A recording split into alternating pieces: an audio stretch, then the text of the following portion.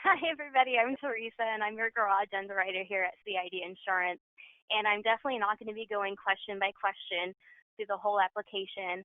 I just kind of picked and choose, uh, you know, the ones that I really wanted to bring to your attention that are really heavy on my side, on the underwriting side. So let's start with how are our clients keeping these autos stored overnight?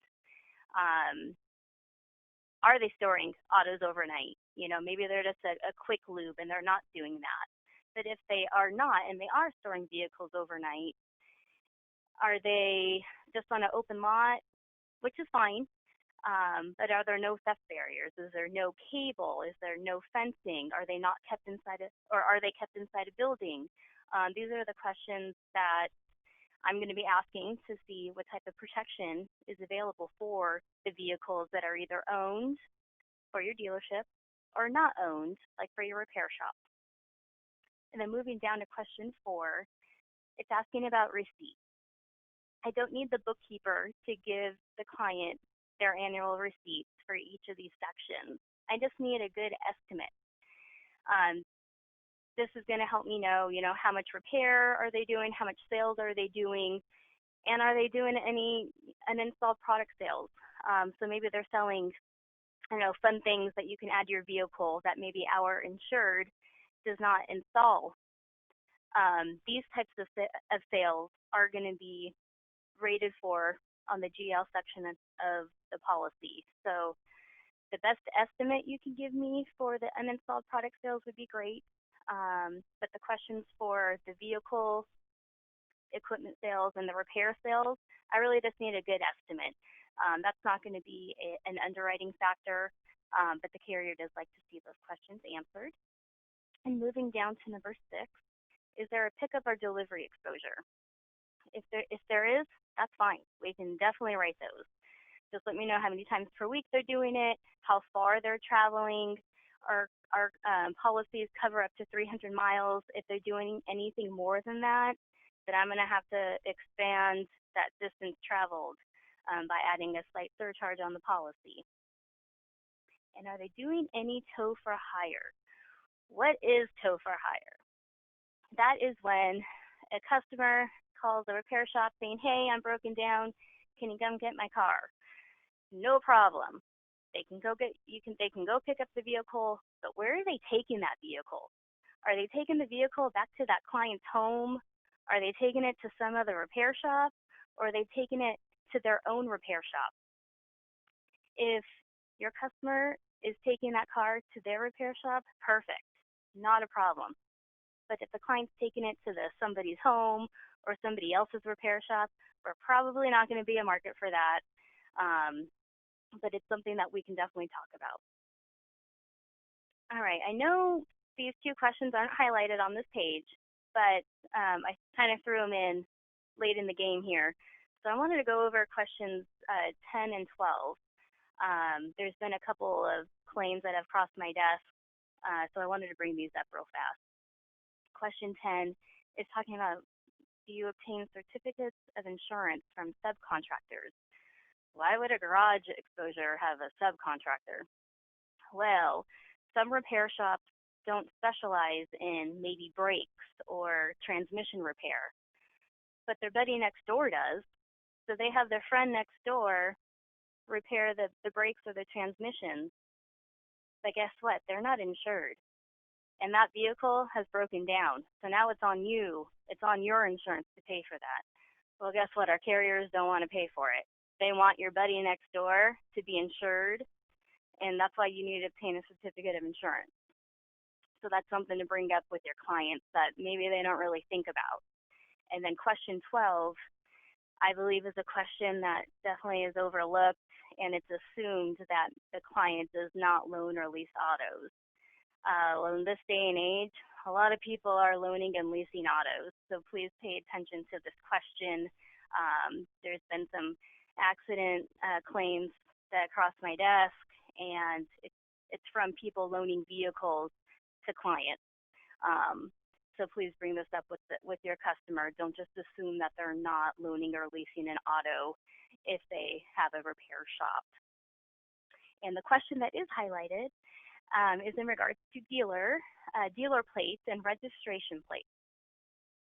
Dealer plates are, excuse me, dealer plates are something that every dealership registers for.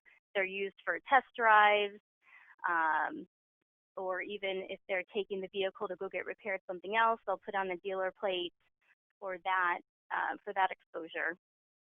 And the registration plates are typically used for repair shops or salvage yards. They're designed to make an unregistered vehicle a licensed vehicle to drive. And if this does not make sense to you, our slide right here has a nice definition of a dealer plate and registration plate, and you will receive a copy of the slideshow, so you can always print a copy and have it available for you on your desk. But the reason why we do need to know the number of dealer plates or registration plates, it's used when I'm writing up a quote for your client. So it is something I need to know the number of. Now we're getting into the employees, ownership, who's driving. All of these are very important questions. I am not able to offer a garage liability quote unless this section is completed. So please, please, please list all owners, no matter if they are active in the business or not.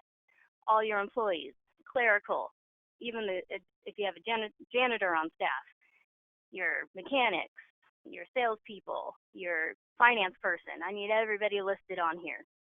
If you have a friend that maybe will pick up a vehicle at an auction for you every once in a while, we need them on there as well. So please have their name, at least their age. I don't need their exact date of birth, but the year they were born. Are they a furnished driver? Which location they're working at? Any violations, if this is a driving exposure, full-time or part-time in their job duty. The reason why I need date of birth is if they're an older driver, in their 80s, or if they're a younger driver, 21 and younger, additional underwriting criteria is needed. A furnished driver, maybe you're not familiar with that terminology. A furnished driver is anyone that is driving a vehicle off of a lot for personal use. So let's say the owner is going to go pick up his daughter from school. He's a furnished driver. So let's say your mechanic has to go pick up a part real quick. Well, that's business use, so he's not a furnished driver. And full-time or part-time job duties each have different rating factors. So it is very, very important to include that information, or else we're going to be going back and forth a couple of times.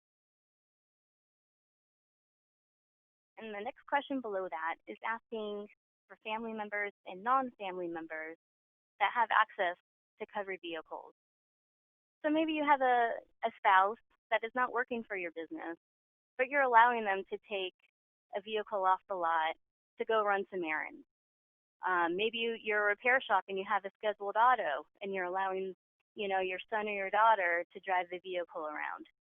This is the section where you're going to put their information so that we can rate for them, because it is an added driving exposure. And the last question on here is the percentage of operations. The repair shop is only on the left column, and the dealership is going to be on the right column under the sales. Do your best splitting out their exposure. I know it's going to be tough, but the best guesstimate is all we're asking for here. So we can gauge, are they a heavy truck dealership? Are they repairing some farm equipment, maybe some lawnmowers? Are they working on buses, motorcycles, any boats, things like that? Just give me a good estimate of what I'm looking at here, so I make sure I'm picking the right class code for you. And I may have a supplemental that needs to be completed. Typically, I will need that prior to binding. I usually won't need that up front,